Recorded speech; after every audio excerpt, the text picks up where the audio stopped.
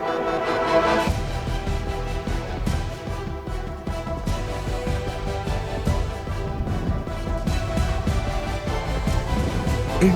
Voice, आपकी सोच, आपकी आवाज। नमस्कार, आप देख रहे हैं इंडिया वॉइस और मैं हूं आपके साथ पुष्पेंद्र चौधरी। बुलेटिन की शुरुआत करेंगे। दिल्ली के मालवीय नगर में हुए अग्निकांड में 21 लोगों की मौत हो चुकी है। सीएम रेखा गुप्ता ने मैक्स अस्पताल में कई घायलों से मुलाकात की। मैक्स अस्पताल में 7 लोग वेंटिलेटर पर हैं, वहीं कुछ लोगों को डिस्चार्ज किया गया है। इस घटना पर विपक्ष लगातार सरकार पर सवाल उठा रहा है। नगर में हुए अग्निकांड में 21 लोगों की मौत हो चुकी है। वहीं आज दिल्ली की मुख्यमंत्री रेखा गुप्ता ने साकेत के मैक्स हॉस्पिटल में अग्निकांड के घायल पीड़ितों से मुलाकात की। सीएम रेखा गुप्ता ने सभी घायलों का हाल चाल जाना। इस दौरान सीएम के साथ मौजूद रहे मालवीय नगर से विधायक सतीश उपाध्याय ने बताया कि सभी घायलों की स्थिति कल से बेहतर हुई है, जबकि कुछ मरीजों को डिस्चार्ज कर दिया गया है। कुछ लोगों को डिस्चार्ज किया हुआ है। टोटल 17 लोग यहाँ पर हैं और मैं ये कह सकता हूँ कि जो हमारी सबकी प्रायोरिटी थी कि वो ठीक रहें अपने देश में, जहाँ से वो आए हैं, केन्या से हैं, कैमरून से हैं, बांग्लादेश से हैं, उन सबको हम उनकी देखभाल करें, ठीक से वो उनका इलाज हो जाए। तो मुख्यमंत्री जी ने यहाँ पर उन सबसे बात की है। मैं कल से यहाँ पर हूँ और मैं कह सकता हूँ संतोष से कि कल से लेकर आज से उनकी स्थिति में बहुत बहुत परिवर्तन है और पॉजिटिव है और सभी का इलाज अच्छे से चल रहा है। भीषण अग्निकांड के बाद मंत्री आशीष सूद कह चुके हैं कि दिल्ली में अवैध होटलों को सील किया जाएगा। वहीं अब दिल्ली सरकार का रेवेन्यू विभाग पूरे इलाके का सर्वे कर रहा है। जिन रिहायशी इलाकों में कमर्शियल काम हो रहा है उसकी पहचान की जा रही है। बेसमेंट में चल रहे सभी कमर्शियल दुकानों को बंद किया जा रहा है। साथ ही जो बिल्डिंग 5 मंजिल से ज्यादा है उनकी पूरी जानकारी जुटाई जा रही है। मालवीय नगर अग्निकांड के बाद दूसरे इलाके में भी प्रशासन अलर्ट हो गया है। शाहदरा साउथ जोन के अध्यक्ष रामकिशोर शर्मा ने कहा कि नियम तोड़ने वाले होटलों को सील किया जाएगा। कि शाहदरा साउथ जोन में जितने भी ऐसे होटल, ओयो या अन्य गेस्ट हाउस, उन पर हमको 2-3 चीजें चेक करने के बाद ही उन्हें लाइसेंस इशू करने चाहिए। अगर 6 कमरे का आप अनुमति लेते हैं और 25 कमरे बना लेते तो इस पर भी जांच होनी चाहिए। वहीं कांग्रेस ने सरकार को घेरा है। कांग्रेस नेताओं का कहना है कि जब तक अवैध निर्माण और भ्रष्टाचार पर प्रभावी रोक नहीं लगेगा तब तक ऐसे हादसे होते रहेंगे और निर्दोष लोगों की जान जाती रहेगी। जहां सरकार एक्शन में है, वहीं विपक्ष पूछ रहा है कि दिल्ली में बार बार हो रहे अग्निकांडों और मासूम लोगों की मौतों की जिम्मेदारी कौन लेगा। सवाल यही है कि आखिर वक्त पर जिम्मेदारों की नींद क्यों नहीं टूटती है। गुजरात में अवैध घुसपैठ के खिलाफ चलाए जा रहे ऑपरेशन डेल्टा हंट के तहत बड़ी कार्रवाई की गई है। अहमदाबाद क्राइम ब्रांच और पुलिस ने संयुक्त अभियान चलाकर 300 से अधिक संदिग्धों को हिरासत में लिया है। जांच के दौरान 166 लोगों के बांग्लादेशी नागरिक होने की पुष्टि भी हुई है, जबकि अन्य के दस्तावेजों की जांच फिलहाल जारी है। यह कार्रवाई चंडोला, गुलाबनगर और खोडियार नगर में क्षेत्रों में की गई है। पुलिस के अनुसार सभी संदिग्धों को क्राइम ब्रांच कैंपस में रखा गया है और उनकी पहचान और दस्तावेजों की गहन जांच फिलहाल की जा रही है।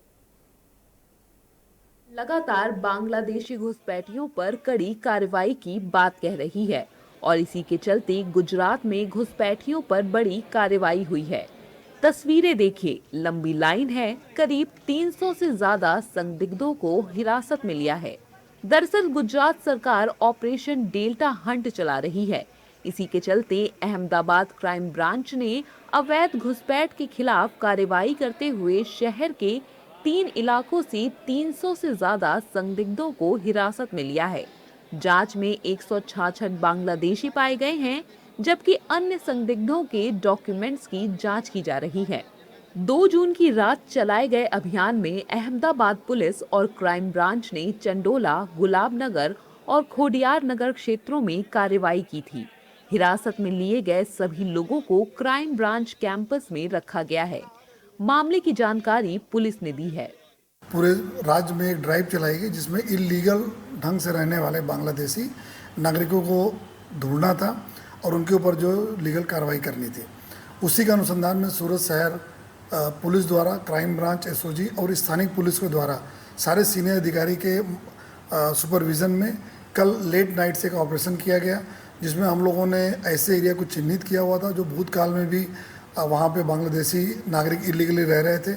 हमें कुछ टेक्निकल एविडेंस, हमें कुछ जो ह्यूमन इंटेलिजेंस सभी को इकट्ठा करने के बाद जो कल ड्राइव की गई, उसमें मॉर्निंग तक हम लोगों ने 261 लोगों को जो है सस्पेक्टेड बांग्लादेशियों को डिटेन किया।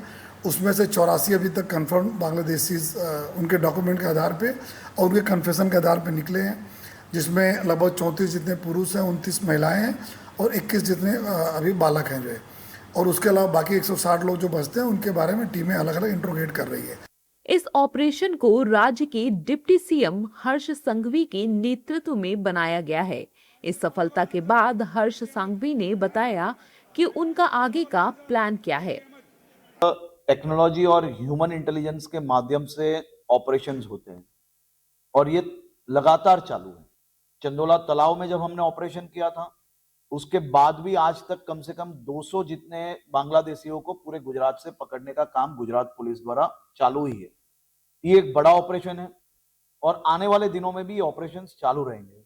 मैंने जैसे आपको बताया कि हमने जब रेड चालू की तो कुछ लोगों ने भागने की कोशिश की, तो हमने ये वक्त वेल प्लान्ड रेड की थी। Railway station, bus station, highway, नाकेबंदी, इसके माध्यम से भागने वाले लोगों को भी पकड़ने में सफलता प्राप्त हुई है। कुल मिला के इतनी बड़ी संख्या में जब लोग काम करते, उनके बीच घुस के ये लोग कहीं ना कहीं काम कर रहे थे।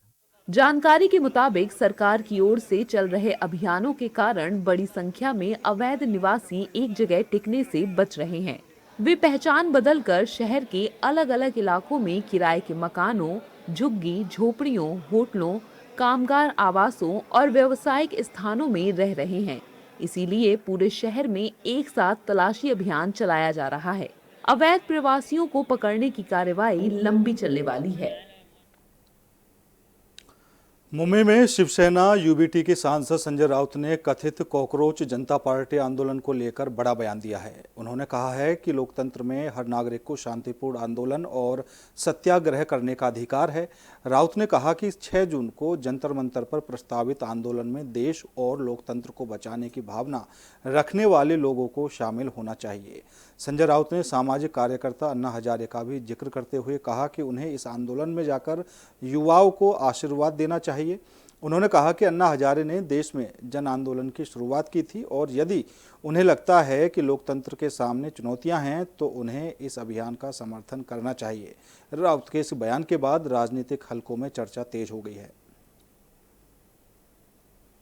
अन्ना हजारे जैसे लोगों ने जाना चाहिए, जाकर आशीर्वाद देना चाहिए। आपने शुरुआत की थी उस वक्त इस प्रकार के आंदोलन की, तो अभी आपको लगता है कि देश खतरे में है, तो अन्ना जी ने जाकर जंतर मंतर या इधर जो युवा पीढ़ी वहां जमा हो रही है, वहां जाकर उनको आशीर्वाद देने का काम अगर अन्ना हजारे करते हैं तो बहुत बड़ी बात हो जाएगी।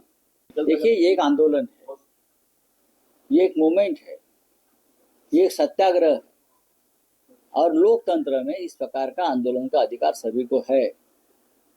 मैंने सुना है कि कांग्रेस पार्टी के जो संस्थापक है वो विदेश से दिल्ली में आ रहे हैं और 6 तारीख को जंतर मंतर पर उनका आंदोलन है। जिसको भी देश के प्रति प्रेम है, देशभक्ति है, देश को बचाना है, लोकतंत्र को बचाना है।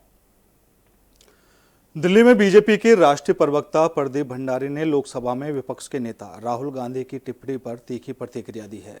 प्रदीप भंडारी ने कहा है कि राहुल गांधी लोकतांत्रिक तरीके से सत्ता हासिल नहीं कर पा रहे हैं, इसलिए वे लोकतांत्रिक संस्थाओं और व्यवस्था पर सवाल उठा रहे हैं।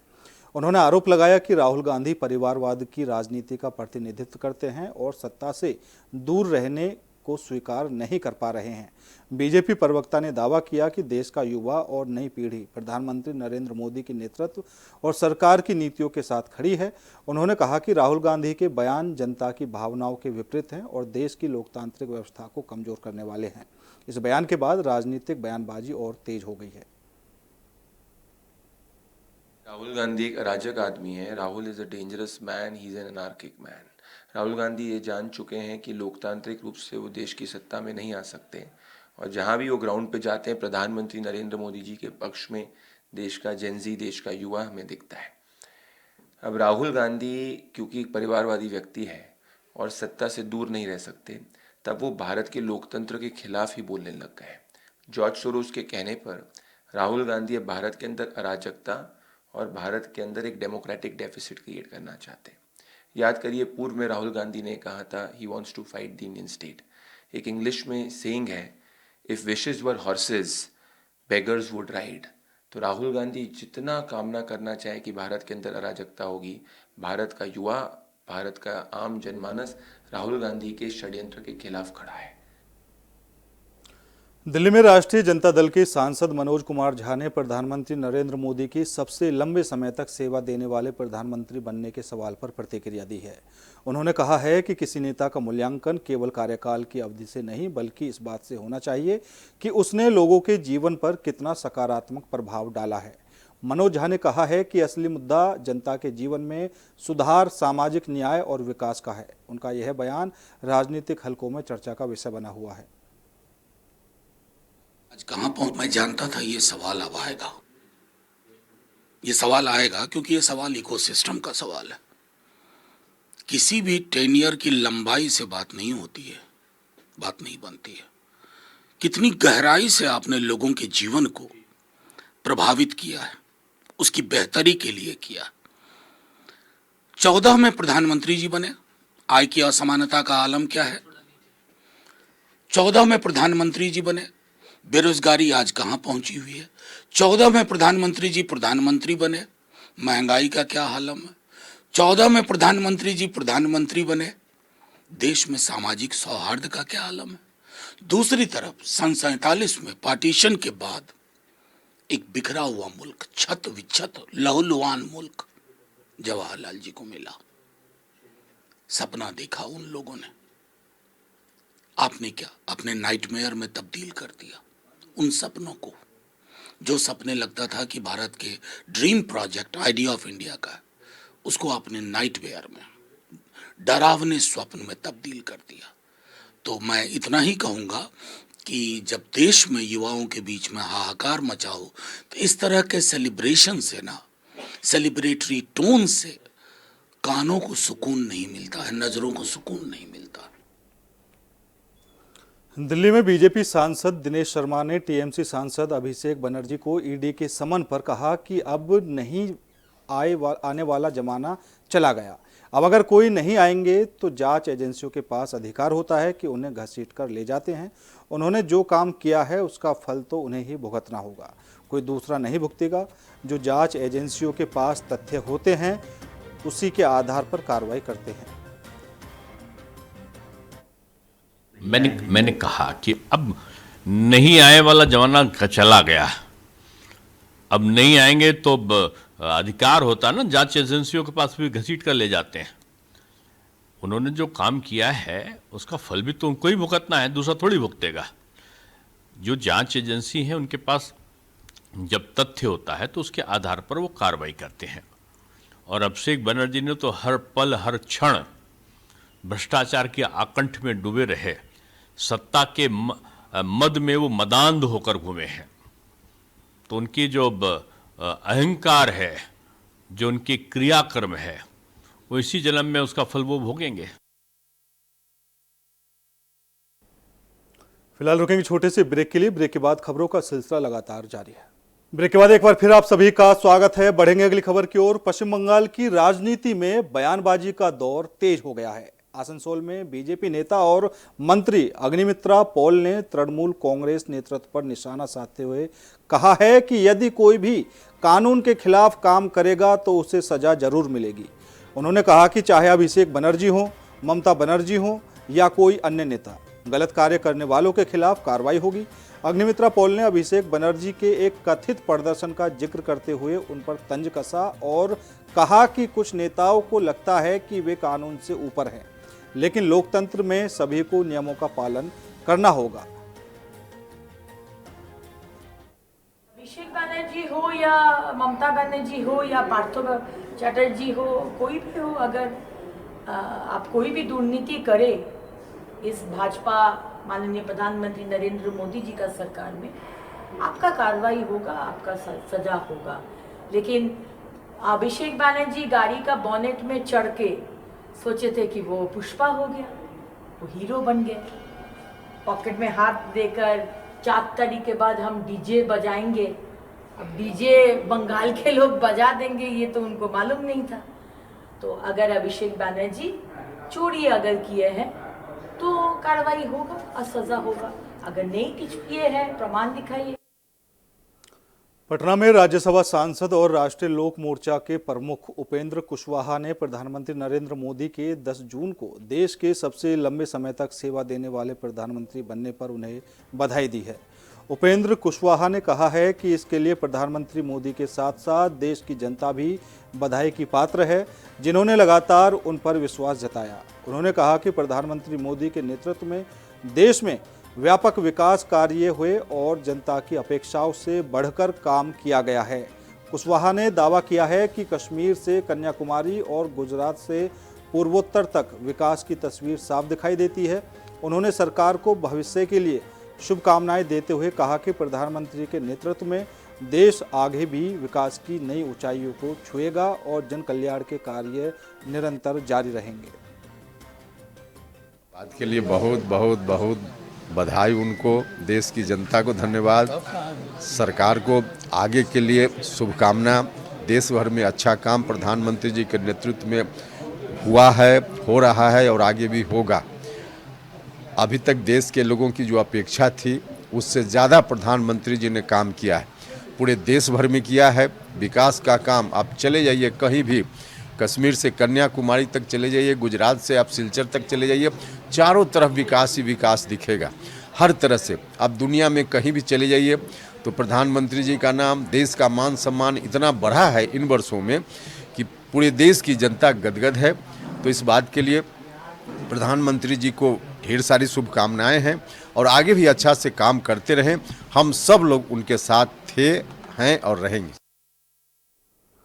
गाजियाबाद में बीजेपी विधायक नंदकिशोर गुर्जर ने मस्जिदों और मदरसों सहित अवैध कब्जों के खिलाफ कार्रवाई पर कहा है कि मैंने कहा न चाहे मदरसे हैं या कोई भूमाफिया अवैध कब्जा किया हुआ है या कहीं जिहाद की शिक्षा दे रहा है, तो अब यह बदलता हुआ हिंदुस्तान है। यह सनातन की सदी है, भारत धर्म के आधार पर बटा था। अवैध कब्जों पर नंदकिशोर गुर्जर का बड़ा बयान सामने आया है।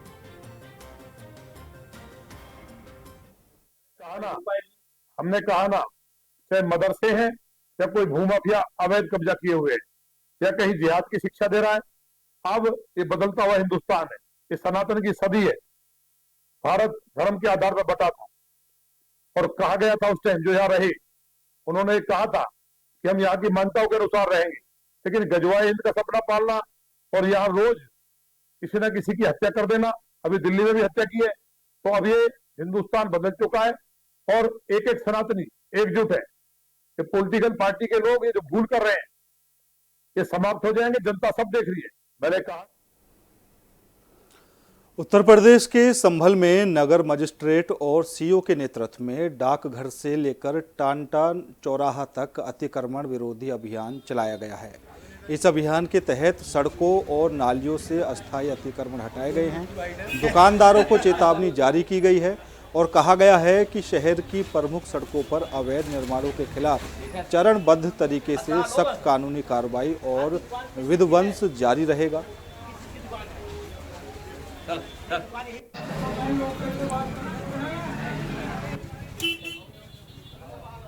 संभल कस्बे में लगभग पूरे कस्बे में ही अतिक्रमण काफी बढ़ चुका है, तो 5-6 सड़कें चिन्हित की गई हैं, जिसमें एक सड़क अभी एक हफ्ता 10 दिन पहले अतिक्रमण हटाया गया था, यशोदा चौराहे से लेके कोतवाली तक, और आज जो है पोस्ट ऑफिस से लेके और टंडन तिराहे तक हम और सीओ साहब और फोर्स द्वारा भ्रमण किया गया और नाली के ऊपर तक जहाँ तक अतिक्रमण था उसको हटवाया गया है। चेतावनी दी गई है कि अगर दोबारा अतिक्रमण किया गया तो इस बार जुर्माना और जब्तीकरण दोनों कार्रवाई की जाएगी। तो हमने देखा है कुछ दुकानें जो है नाली के ऊपर बना रहे हैं, हाँ, दुकान नाली के ऊपर दुकानें नहीं है, लेकिन उन्होंने इंक्रोच करके आगे पक्का चबूतरा जैसा बना लिया है और उसमें सामान रखते हैं। अब नाली के ऊपर तो सामान रखते हैं, आगे ग्राहक खड़ा होता है, उसकी बाइक खड़ी होती है तो पूरा रास्ता इंक्रोच हो जाता है। इसी को समाप्त करने के लिए नाली तक जो है अतिक्रमण हटाया जाएगा। उत्तर प्रदेश के संभल में मुरादाबाद आयुक्त अजय कुमार ने कहा है कि 1978 के दंगों से प्रभावित एक परिवार को 48 साल बाद पुनर्वासित किया गया है। उन्होंने अन्य पात्र पीड़ितों से सत्यापन के लिए आगे आने का आग्रह किया है और कहा है कि पुराने दंगा मामलों में आगे की कार्रवाई सरकारी निर्देशों और कानूनी प्रक्रियाओं के अनुसार की जाएगी। हमारे मुख्यमंत्री जी ने निर्देश दिया था और आपको पता है 1 वर्ष से ऊपर हो गया जब यहाँ पर संभल में परिवार आए थे, दंगा पीड़ित परिवार, और उन्होंने आग्रह किया था कि वो यहाँ से उनको निकाला गया था और वो अपनी भूमि छोड़ने को बाध्य हुए थे क्योंकि उनके साथ बहुत सारी ज्यादतियां हुई थी। उस समय माननीय मुख्यमंत्री जी ने निर्देश दिया था कि जो कानूनी कार्रवाई है वो तो अपनी जगह चलेगी, जो दंगा पीड़ित परिवार हैं वो अगर यहाँ वापस लौटना चाहते हैं तो प्रशासन उनके लिए प्रबंध करे, उनके लिए आवास के लिए भूमि उपलब्ध कराए। और उसी जो माननीय मुख्यमंत्री का निर्देश था उसी के क्रम में हमने यहाँ पे जो भूमि अवैध तरीके से कब्जा की हुई थी उसको खाली कराई और एक ही परिवार उस समय तक आया था, जो रस्तोगी परिवार है, जो 1978 के दंगा पीड़ितों में जो अभी तक जिन लोगों ने संपर्क किया उसमें सबसे ज्यादा प्रभावित था। एक समृद्ध तरीके से व्यवसायी थे, अपना चला रहे थे और उनके साथ बहुत ही कष्टप्रद उनकी जीवन, उनके साथ बहुत दर्दनाक घटना हुई। दिल्ली के मालवीय नगर में हुए भीषण अग्निकांड के बाद यूपी सरकार के निर्देश पर गाजियाबाद प्रशासन अलर्ट मोड पर आ गया है। जिले में सीएफओ राहुल पाल के निर्देश पर फायर सेफ्टी जांच अभियान चलाया जा रहा है। दमकल विभाग की टीमें बहुमंजिला इमारतों, होटलों, सोसाइटी, अस्पतालों, मॉल और कोचिंग संस्थानों में जाकर फायर सेफ्टी ऑडिट कर रही हैं। इस दौरान fire alarm, smoke detector, sprinkler, extinguisher और इमरजेंसी एग्जिट की गहन जांच की जा रही है। जहां भी खामियां मिल रही हैं वहां नोटिस दिए जा रहे हैं और समय पर सुधार न होने पर सीलिंग और एफआईआर की कार्रवाई की चेतावनी दी गई है। अभियान अगले 15 दिन तक जारी रहेगा। देखिए, ये लगातार हमारा पूर्व से भी अभियान चल रहा है होटल और हाई राइज का और मैरिज हॉल्स का। इसी क्रम में आज हमारा जो विशेष अभियान जो है गाजियाबाद में भी चल रहा है, पूरे उत्तर प्रदेश में चल रहा है। इसी क्रम में गाजियाबाद में भी होटल्स और रेस्टोरेंट हम लोग आज चेक कर रहे हैं, हाई राइज भी चेक कर रहे हैं और अभी तक हम लोग पूरे गाजियाबाद में 20 से ऊपर बिल्डिंग ऑलरेडी चेक कर चुके हैं। आरडीसी में 5 से 6 बिल्डिंग हमने चेक की हैं, जिसमें कुछ बिल्डिंगों में कमियाँ भी पाई गई हैं। उनको संबंधित को नोटिस देके आज अवगत कराया जा रहा है। साथ ही जो है ये अभियान लगातार अभी जारी रहेगा और बिल्डिंगों में विशेष रूप से हम लोग ये देख रहे हैं किन बिल्डिंगों में क्या क्या कमियां पाई जा रही हैं, उसको लोग अवगत कराए हैं। जैसे कि कहीं कहीं मानक के अनुरूप सीढ़ियाँ नहीं है या सीढ़ियाँ हैं तो ब्लॉक हैं, उस पर लोगों ने सामान भर रखा है। सिस्टम फायर का लगा हुआ है तो वो ऑपरेटेबल नहीं है या ऑपरेटेबल है तो लोगों को चलाना नहीं आता। और इसी क्रम में मॉक ड्रिल भी कराई जा रही है, लोगों को सिखाया भी जा रहा है और चेक भी किया जा रहा है। और लगभग जो है होटलों में अभी हमारे 450 होटलों का चेकिंग ऑलरेडी हो चुका था और इसमें 40 से ऊपर होटलों में जो कमियां पाई गई थी उनको नोटिस मिल रहा था। 8 से ऊपर होटलों के खिलाफ माननीय कोर्ट में सीजीएम कोर्ट में हम लोगों ने परिवाद दाखिल करवा रखा है और जो 4 से 5 होटलों के खिलाफ हम लोगों ने बिजली कटौती की कार्रवाई की। सर, बहुत से ऐसे रिसोर्ट्स हैं जिनमें मतलब सेफ्टी नहीं है, फायर सेफ्टी सिस्टम नहीं है, कुछ रिसोर्ट भी गाजियाबाद। देखिए, जो मैरिज गार्डन है, जो इसकी राजधानी दिल्ली में अग्निकांड से 21 लोगों की जान चले जाने के बाद गाजियाबाद प्रशासन पूरी तरीके से अलर्ट हो गया। बात की जाए तो गाजियाबाद के सीएफओ साहब इस समय हमारे साथ में मौजूद। सर, लगातार जिस तरीके से 21 लोगों की जान दिल्ली में गई है, तो आपने कितने अभी तक होटलों की चेकिंग अभियान चलाया है?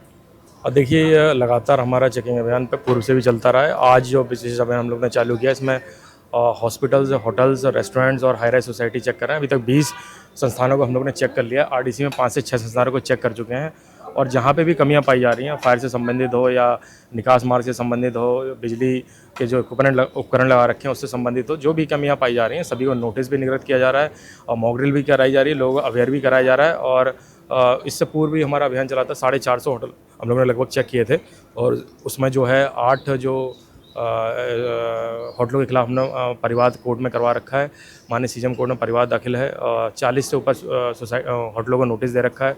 5 से 6 होटलों को हम लोगों ने बिजली कटौती की कार्रवाई की है और इस बार भी जो भी ऑडिट में कमियां पाई जाएंगी, नोटिस के निर्गत होने के बाद यदि उनमें सुधार नहीं किया जाता तो सख्त कार्रवाई की जाएगी। सर, अभी भी लगातार आपने जो है 20 से 40 होटलों की चेकिंग करी है अपनी टीम के साथ में जाके, अभी होटलों में आप आए हो, क्या क्या इसमें कमियां पाई गई? कहीं फायर की टीम है, उसकी सेफ्टी चीज़ें नहीं है, तो उसको लेकर किस तरीके? देखिए, छोटी जैसे कुछ कमियां हमेशा जो है आती हैं और उनको लिखित रूप में हम लोग बताते भी हैं। इस समय अगर देखा जाए तो कई होटलों में जैसे हमने होज चेक किए हैं तो पुराने होज हैं, फट गए हैं, तो उसको बदलवाने के लिए बोला गया है। एग्जिट बंद कर रखे हैं, कहीं एग्जिट पे सामान भर रखा है, मीटर जो लगे हुए हैं, बिजली के मीटर लगे हैं, उसके नीचे कचरा भर रखा है, तो वो सारी चीज़ें बता रहे हैं। फायर एक्सटिंग्विशर कैसे संचालन है, सिस्टम जो लगाया है उसको कैसे संचालित करना है, कैसे लोगों की मदद करनी है, ये सब चीज़ें सिखा रहे हैं, बता रहे हैं।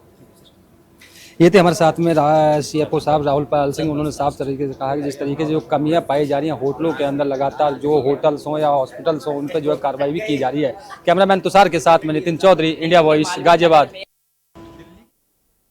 लोगों की जान जाने के बाद में लगातार गाजियाबाद प्रशासन पूरी तरीके से अलर्ट हो गया है। बात की जाए विभाग के अधिकारी तमाम यहाँ पर मौजूदा अलग अलग होटलों की जो है यहाँ पर की जा रही है, किस प्रकार के यहाँ पर जो है इंतजाम होटलों की तरफ से लगाए गए हैं। थोड़ा जल्दी निकल जाए। राहुल पाल सिंह खुद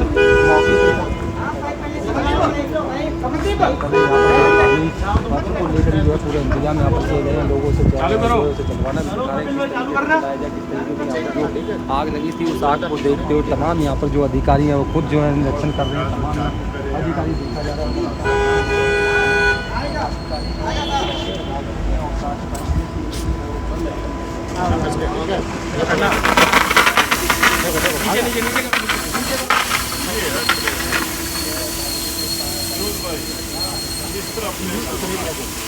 उधर नहीं, ट्रांसफार्मर उधर दिखाओ, उधर ये लीक ना है ना,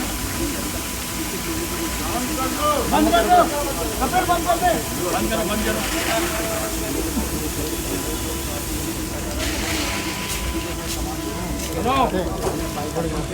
ये वाले भी देखो।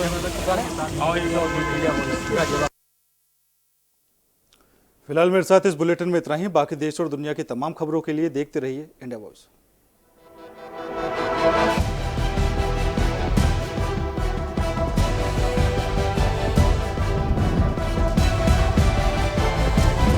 इंडिया वॉइस, आपकी सोच, आपकी आवाज।